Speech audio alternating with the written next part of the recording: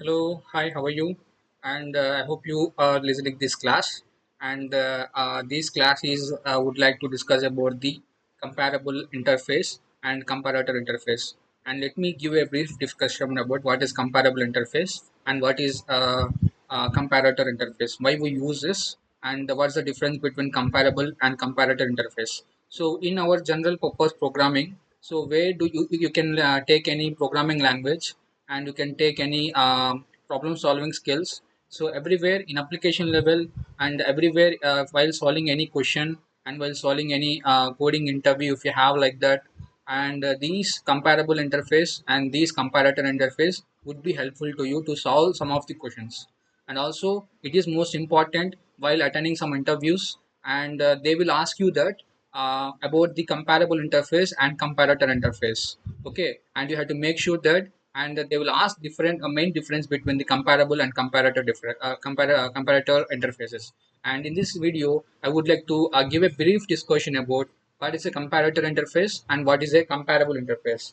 And I will take you to the Eclipse tool here, and this is the Java classes where I am teaching to my students regularly. And I will create a here one new package instead of my Java class. I would like to bring you a clarity from basic level.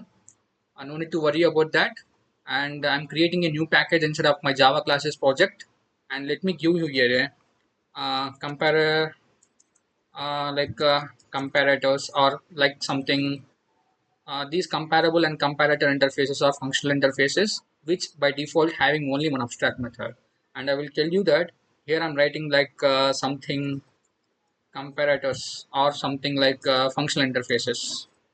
Okay, functional interfaces. Okay, so this is just a minute.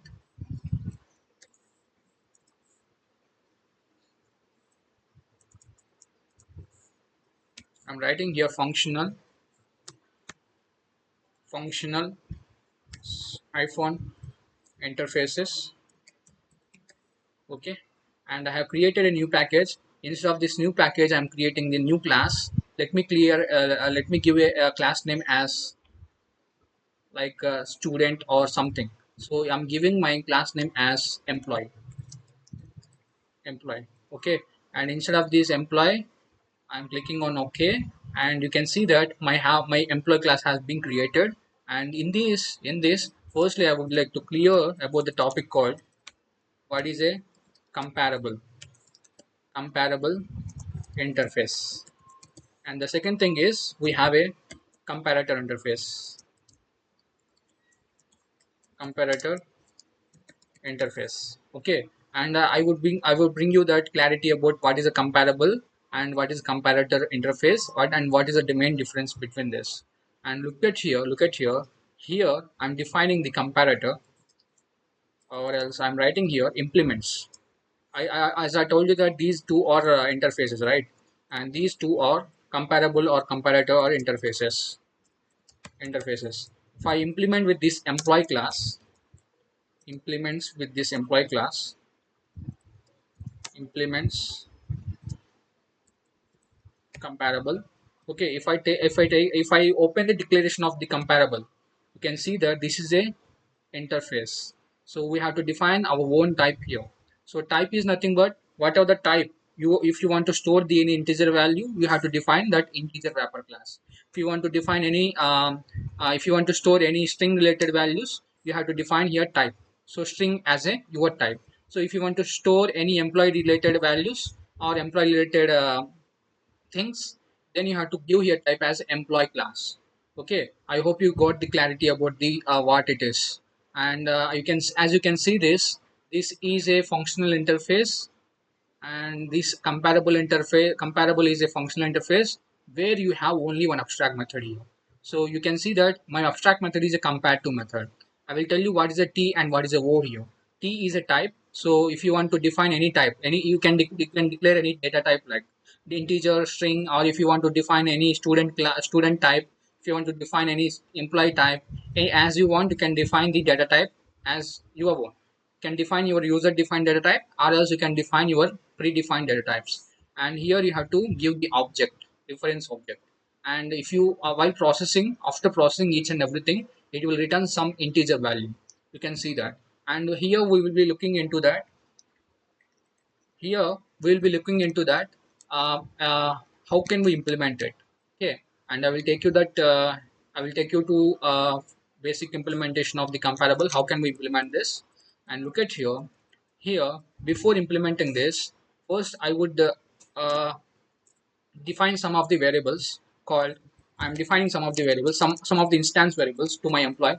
So in my mind, when I ask you that, uh, what is the basic properties of employee? So if you ask yourself that basic properties of yourself, the basic properties of employee, I would be having that ID, and also I would be having that name, right? And I would be having that private double salary. So basic, in if you take any one of the employee, if you take any employee, so basic properties of employee having that his ID and his name and his salary. And if you, of course you can declare that branch and department role and responsibilities as you want. So in this class, I would like to discuss with you only some of the variables by taking these some three by taking these three variables. Okay, so I will tell you what's the purpose of these comparable interface here. Here what I'm doing here is, look at here. Here I'm implementing, here I'm implementing comparable interface. Okay, and as you can see here, if you go inside of this comparable interface, and you can see this here, comparable interface have that generic form. So generic form is nothing but you have to define the type. Okay, so we have to come back to this comparable interface. We have to define here generic type. So what is the type here? Here I would like to specify my user defined data type. So my user defined data type is employee. So because of, I will tell you why I am taking here employee as my type. Okay, so when I save this program, you can see that here in for my class of employee, for my class of employee, it is asking me to add an implement method. What is an implement method? In this compare, if you go inside of this comparable interface, you have that of one abstract method which is compareTo. So that method is enforcing my class employee to implement that comparable interface. Okay, and if I implement that, you won't get at that case any highlighted of red mark. Okay, if I save this program, you can see that at this time we haven't got any error. So you can ask me that what is the purpose of this compareTo, and why we are implementing this comparable, these things. You can ask me like that. So I will tell you, I will bring you clarity why we are doing like this. Look at here, get here. Here, before that, I am defining the parameterized constructor for my employee class. So what is my parameterized constructor? How can I define? So just writing the public like that, pu public, and writing my class name, I have to pass my ID, name, salary. I would like to store these three values using my constructor. So I can write my constructor by writing manually, and by clicking on source, and if you go to the sub options of my source, you can see here generate constructor using fields, and click on this, and you can see that ID, name, salary. If I click on generate, you can see that here we have got the parameterized constructor. While creating the object, if you pass these three values, these three values will be allocated while creating the object. Okay, and I have taught you what is the use of parameter constructor previously. So if you haven't got that wrong, if you couldn't able to grab this concept, and go and revise that, what is the parameterized constructor, how can we allocate the memory, and how can we give the values while creating the object. And after that, here what I'm doing here is I'm generating the toString method. Look at here, toString method. And I will tell you what is the purpose of toString method. I think some of the people might know that what is the toString purpose. While creating the object, you will get the id, that particular object of id, that particular object of name, that particular object of salary, everything. I will tell you what's the use of this toString method. And here I have declared this everything. Look at here. After this, here I'm creating the one test. I'm creating the one test class, and just leave about these classes, and focus on the logic what I'm doing there. And I'm creating the one more class inside of the same package, which is the functional interface. And I have created the one test class. Inside of the test class, I will create the new objects for my employee, and I will give some of the values. Okay. And if you want to create the new values, or if you want to create if you want to give the new values, what I would do, so I will create the list, and I will specify the type is employee. Okay, here my list name is L equal to, so as I told you in the previous class, if you want to store the any one of the values, so you can store a new array list like this. You can store like this, and by writing L dot, just a minute, by writing L dot add, you can give some of the values like this, right? So as it is, to overcome my complex code, to overcome this such kind of complex code, just simply I'm writing that arrays dot as list. So you can store the multiple objects while creating the list interface. Here what I will do here is I'll create the new objects for employee. So employee this is like a if you have an idea about the user defined arrays. Okay, I have taught you in the previous class what is user defined arrays, how can we store the objects instead of the user defined arrays. As same as here, I'm taking the list interface to store my objects as it is. So if you take the user defined arrays, you have to at all time you have to increase the size if it is breached. So here you don't have to bother about the size, automatically it will care about that. So if you go to this employee class, what is the value I'm passing first? I'm passing that integer value, and second value I'm passing that name, and third parameter I'm passing salary. So as same as inside of the test method, you have to pass the id method, id first. Just I'm passing some of the ids, a k h I v, and here I'm passing some of the salary. Let's assume I have a salary like some salary like this. So as same as I will create the multiple objects, I will store the multiple objects instead of my list interface.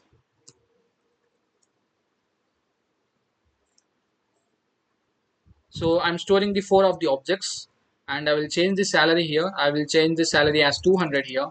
I will change the salary as 100 here. Okay, and here I'm changing my salary as 400, and here I'm changing my salary as 50.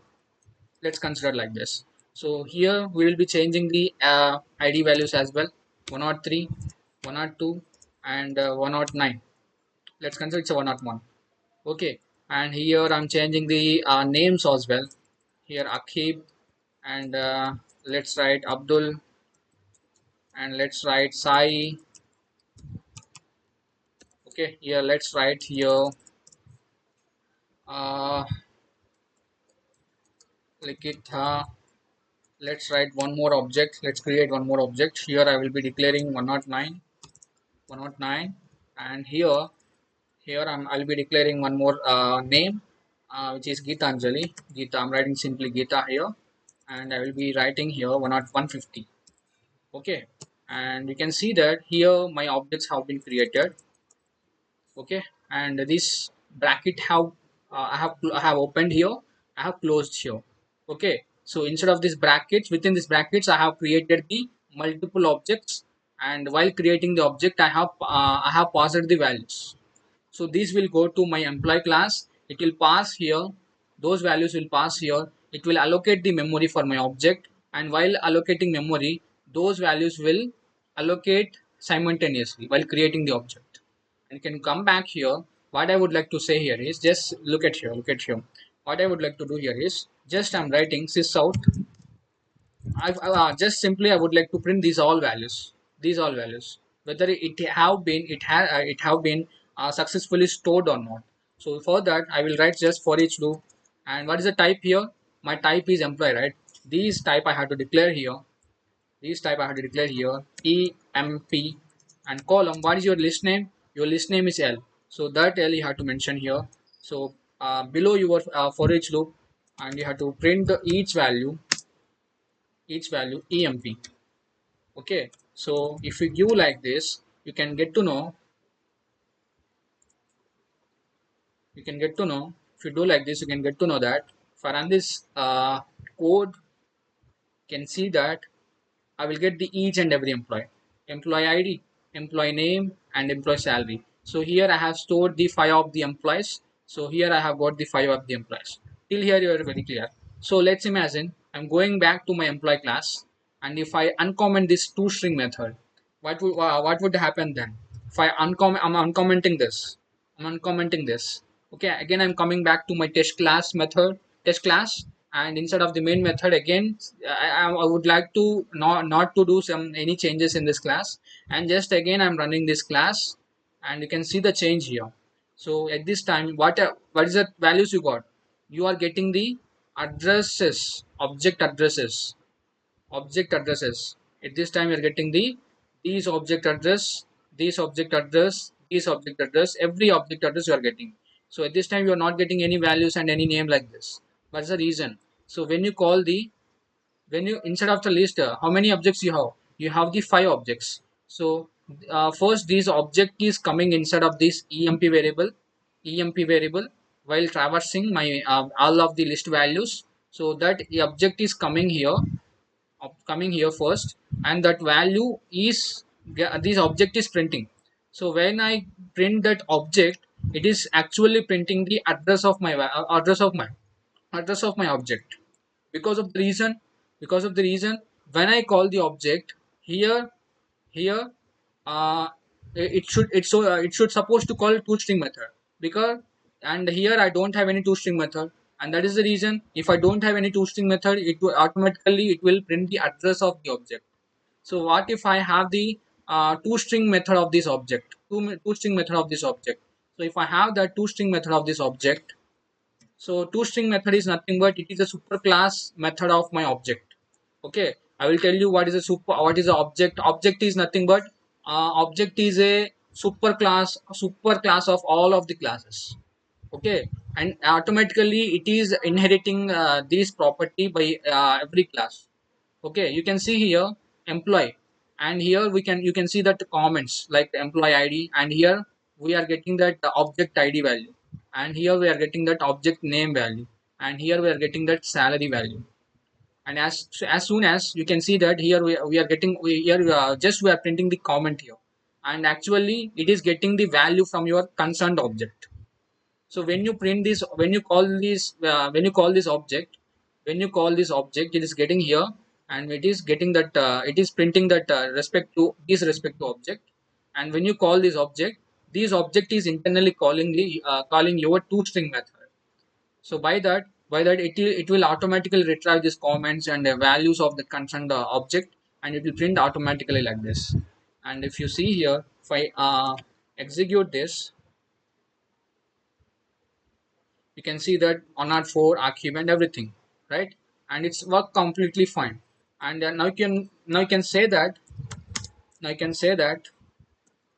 uh, Akib, you have told me everything. What is the user defined objects? How can we store inside of the list, and how can we traverse it? And what is the purpose of toString method? Everything you have told, right? And you have taught about the what is a parameterized constructor. And come to the point. What is the comparable interface, and why we are implementing with this employee class? What's the reason of it? And why we are by default why we are right why we are adding this comparative method? The purpose of this comparative method, whether if you want to sort the any one of the values, let's say imagine if you want to what's the, you can look at here what is the id values I have. Here I have 104, 103, and 102, and 101, 101. So I don't want to print these objects in unordered manner. This is like it would like it is like an in unordered manner, like, right? So I want to sort these employee of objects based on my id id values. So first it's supposed to come 101, second it's supposed to come 102, and third it's supposed to come 103. So as it is, if you see like this, I want to sort my all of the employees. I want to print my all of the employee based on my employees of ids employees of ids. So then what you can do here is, then come here and just add one logic instead of the compared to method. I will tell you the reason. And this is the type, and this is the object, or else you can write here emp. no matter, you can modify this, no matter. Okay, and here what we are doing here is, here it is returning the integer value, right? So we have to write here integer. So I would like to sort my values. I would like to sort my values based on the my employee IDs. Okay, I want to bring my employee IDs in ascending order. So for that, what you have to do here is integer dot compare uh,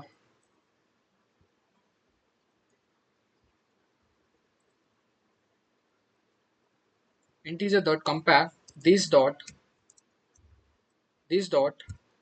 id and uh,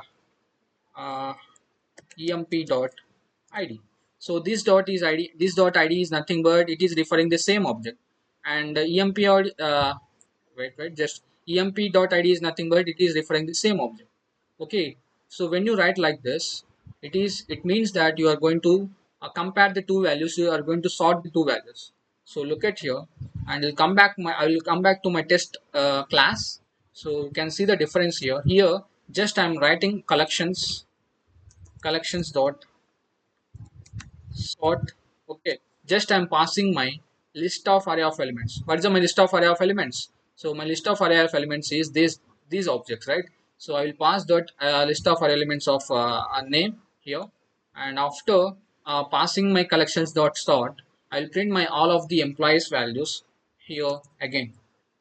Okay, and now I will print the I will run this Java application again. You can see that.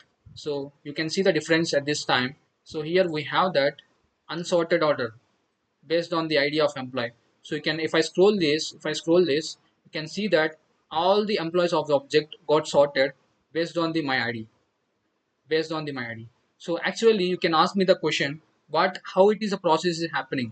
So till here you're very clear, right? So collection dot sort, when I call that collection dot sort, is sort method is sort method is internally calling your compare to method. So when I call that collections dot sort, when I pass my list of elements, this sort is internally calling. I'll draw a diagram. I'll take a paint interface. So uh, I'll zoom out it, and uh, look at here. You have a comparable interface here. This box is like a comparable interface, which is a functional interface. Comparable comparable interface. Okay, instead of comparable interface, you have compare to method, right? So int compare compare to method, right? You have compare to method. So when I call that collections dot sort, so you have a collection box. You have a collection box. You can see that. You can see that. So this collection is there. If I go open the declaration of the collection, you can see that my collection is actually class. Okay, so you can see that from that I have one more box which is a class. This is a class. Okay, and here I have a comparable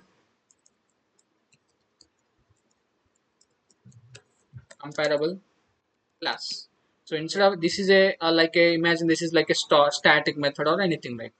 Okay, comparable. Instead of the comparable class, I have a sort method. Okay, when I call this sort method, when I call this sort method, when I call like this, how in my Java programming language, when I call collection collections dot okay, when I call this collection dot sort like this, so what is actually happening is this collection dot sort is internally calling to my compare to method. Okay, so when I call that collection dot comparable dot sort collection dot sort, it's not comparable, it's a collections. Okay, so my mistake. This is a class which is collections. This is a class which is collections. Okay, collections class.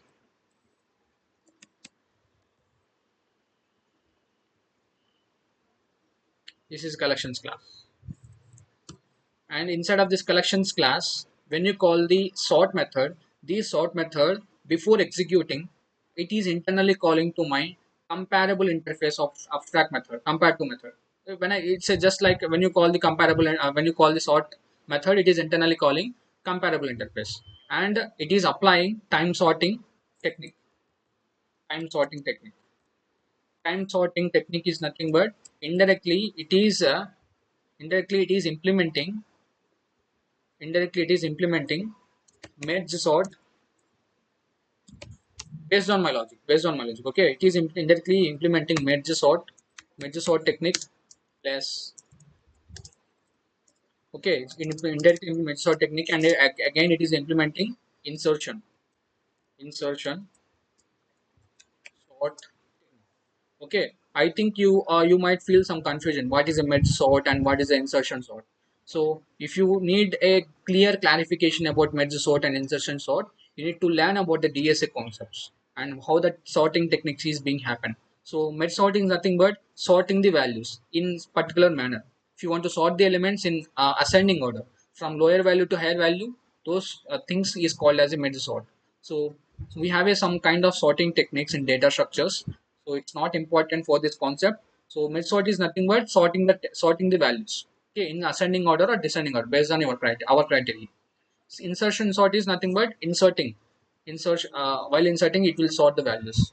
Okay, and we'll go back to this test class, and I'll save this program. You can see that when I call that collections dot sort, and I have passed that my array list of elements, and my inside of my array list of elements I have 5 of objects. So indirectly this sort method is calling to my this implemented method of my compareTo, which is instead of this. Okay, so when I call this, when it is calling compareTo method, so it is we have a one employee object, right? So what we are writing here, the logic we have writing the logic here, integer dot compare and this dot id and employee dot id. So this dot id and employee dot id is nothing but it is comparing this object, this first object id with, it is comparing with this first object id with and this second object id. So it is coming back here, and it is 104. What's are my objects here? What's are my objects here? So here my objects are, I'll copy these objects, I'll go back, and I'll copy here, I'll paste it over here. So I'll comment this. Okay, and it is comparing with my 104 id, and as well as it is comparing with my 103 id. So if my 104 id is greater than it is greater than of my employee 2 of 103 id, then it will swap the values. Swap the values nothing but just imagine you have a one box like this. Instead of this box, you have some IDs like this. Like first, what is the ID I have here? Here I have 104, 103, 102, 101, 109. So here I have 104 ID of employee 1 and 103 ID of employee 2 and 102 of 102 ID of employee 4, 3 and 101 ID of employee 4, and like this and so on 109 at last. So when I compare these two, when this compare method is comparing these first ID with the second ID, first id with the second id, it is if it is condition became satisfied, means this value is greater than my second value, my second comparing value, then it will swap the values like this. It will swap the values. It will, my 103 will come here, and my 104 will come here, and the rest of the things will be placed as same 109. And again it will compare with my, again it will compare with my 103 and with 104. So 103, 103 and with 104. Got it? So my 103 is not greater than with my 104. Then what it will do? It will forward your cursor, your controller will forward. Your controller will move forward. It means that it will compare with, it will compare with this 104, 104 with this 102, with this 102. Okay, and after this, after comparing these two values, what it would be happening if my 104 is greater than my second comparing value of id, and it will swap these two values. If these two values got swapped, then what would happen? 103, comma 102, comma and 104, comma 101, comma 109, right? And again this compare method, compare to method will again start to compare from my first value from itself, first value from itself. Likewise again it will compare from my first value itself, from my first object of id itself, like 103 is greater than 102 or not, 102 or not. So if my 103 is greater than 102, then what would happen? It would happen, it will come 102 forward, and 103 will go back, and 104 and 101 and 109. As it is, if you go, if you keeps on going comparing like this, if you go and keeps on comparing like this, you will get the one sorted order like this, sorted order. So like this. So you can see that we got the sorted order IDs here, right? So it is internally happening like this, process is happening like this comparing with that particular object. Particular object is something about that concerned object, and that particular object forward second object. So it keeps on comparing like this internally, and it is giving one sorted order. After sorting each and every elements inside of your list, it is coming back, and we are going to print those values. And this is the process is going to happen. And this is all about the comparable interface. And imagine if I want to compare the values, if I want to compare the values based on the not the id, I would like to compare the values based on the my name, based on the my name. Then what would you do? So then what you have to do here is, I'll take off this. I hope you have understand this, right? I'll take off this, and if I want to compare the values based on the name, then what would you do here? Then you have to do here that I will take off this, or else I will uncomment this. I'll copy this. I'll comment this one. I'll comment this one, and I'll paste it over here below, and I'll modify this code. So if I want to sort the values based on my employee name, based on the name, so then what you have to do here is, you have to write here emp dot name dot compare to dot emp dot name. Okay, and look at here, let's see that whether my so you can see that we have got a here, s here, l here, and g here, right? So a b c d e f g h i j k k l l should l supposed to come to my third object, and s supposed to come, g supposed to come my third one, and l supposed to come my fourth one, and s supposed to come last, right? So if I want to sort based on alphabetical values, if I run this code, so at this time this sort will not work with the id. This will work with the logic of name, because of internally I have defined the logic over there based on the name, right? So if I run this code, you can see that a s k. Okay, it is not sorting it. We'll look into it.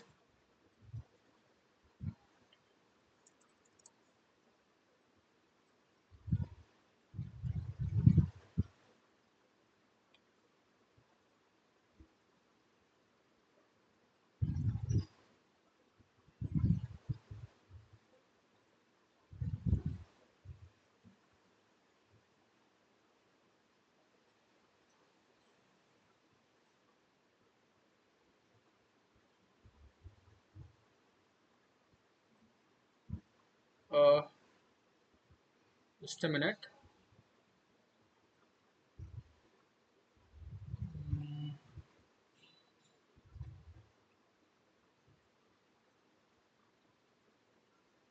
Yeah, we have to refer that object, right? So I forgot about it. Just we'll come back here. We'll come back here. We supposed to write not a employee, that concerned object. Okay, and here we have to write emp dot. I hope you got it. And let's run this program again. uh, we'll come back to this test class. We'll run this one. So you can see that, so a got inserted, and a after g came, and G after L came, and L after S came, and S after A is came. Because of these, A is different from the smaller a. This A is different from my smaller a. After completing the all alphabetical values, all capital letters, your small letters will be started, right? So according to that, all capital letters, or and after ending the all capital letters, it is starting with the small letters. Got it? So if I write here capital capital A, then what would happen? It would happen that run as Java application. If you see that, so A got appended. This Abdul got appended for my second in second row. So based on the alphabetical values, if you want to sort, you can sort, right? So if I want to sort the based on the salary, you can sort it, right? So you can, again, you have to go back here. You have to go back here, and I'll comment this one. I'll comment this one.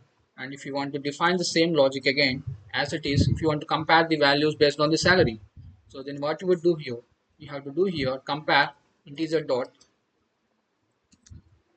compare, and here you have to write this dot salary, and emp dot salary. Okay, and just a minute, it is giving some error.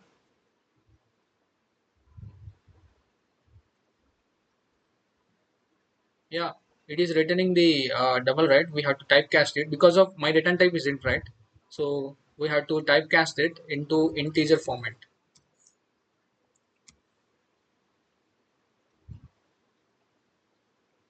Okay, it is saying that double, right? So what is the problem here? My salary is double here. Okay, absolutely fine. So it is saying that the parameters we can pass only the integers. Let me make here. Let me make here my salary data type as int for the time being to make you understand. And here also I will change that int, and here as well I will change that. Okay, no need to change that. Like, I can see that we haven't got any error. And let me run this test method. So if I want to sort, I'm not changing any code here. Just I'm calling this and I'm printing this. So just I'm changing the logic instead of this employee. So here I had took the logic for to sort the IDs based on, and I had took the logic for to sort the ID to sort the names based on the employee names. And here again I took the logic. I wrote the logic for salary uh, sorting. And if I run this code, you can see that. So here we got that this is the actual values of my list of elements. And after applying this sorting technique, after applying this collection dot sort, this is internally calling my compareTo, right? So after internally calling, I can you can see that first my 50 got sorted, and after my biggest value came, after that biggest value came, and every salary got incremented. It is setted as a ascending order. It is setted as in ascending order. You can see that. And here you can see that my first salary is 200 and 100 and everything. Got it? So I hope you got this one right. And uh, the next thing is, I hope you, this is all about the comparable interface. Okay, and this is the class which I'm going to end. And in the next video I will tell you the what is the reason of uh, comparator interface. Okay, so if I take off this all comparable interface and everything, if I take off this, so then these these logic won't be applicable, and this will be act as a some random logic. Okay, you have to make sure that. So in the next video I would like to tell you the main use of the comparator interface. And I'll bring you the clarity of what is the main difference between comparable interface and comparator interface. Got it? So I would like to end this video and make sure that and revise the video. And if you feel that lacking something, and you can tell me in the comment box, and I will definitely I'll bring that some better way of approach to explain you in a better way. And as well as if you feel some difficulty, if you feel that some brief discussion, or brief explanation how it is happening, I would like to take some of the videos or another special videos for you, and you can tell me that. And hope you enjoyed this video or enjoyed this session. Use of the comparable interface. Okay, because of why I'm emphasizing you this, these two interfaces is because of I have faced a lot of the questions in in my company. In my company, when I have worked as a fresher at the right in the beginning level, and they have put me in put me that put to my batch in assessment, and in that assessment we faced the easy level of questions, and those questions are having the, if you have a prior knowledge on user defined arrays, and how can you store that objects instead of the list, how can print the values by using the toString method. If we have these kind of knowledge, it would be it would be very easy to solve those kind of questions. And they asked me that sorting the values based on the id, sorting the values based on the salary, sorting the values based on the employee name, and they might can you probably they can might use the student's name also, student's name, and they can ask you to and declare the your class name as student anything based on the criteria. Okay, and if you know these comparable interface, you can sort those values, those ids based on the criteria which they have given. Okay, they won't give any problem solving skills. You're not working in any mnc. Okay, they won't provide any highly related hard level and medium level problem solving skills which you are facing in lead code and hacker and anything. Just they will simply give you a simple task. Just create one employee class, a student class, store those values, sort those values based on the id. They will give like this such kind of simple things. So just you all about, you have to know these interfaces, knowledge on these interfaces. If you would know the knowledge of these interfaces, then you would definitely solve those kind of questions. No matter it's not about all about my company. So if you go any company, you would face such this kind of questions most of the times. Okay, and in the next video, I will tell you that uh, use of the comparator interface and the main difference between comparable and comparator interface. And thank you for that, and I hope you all enjoyed this enjoyed this session.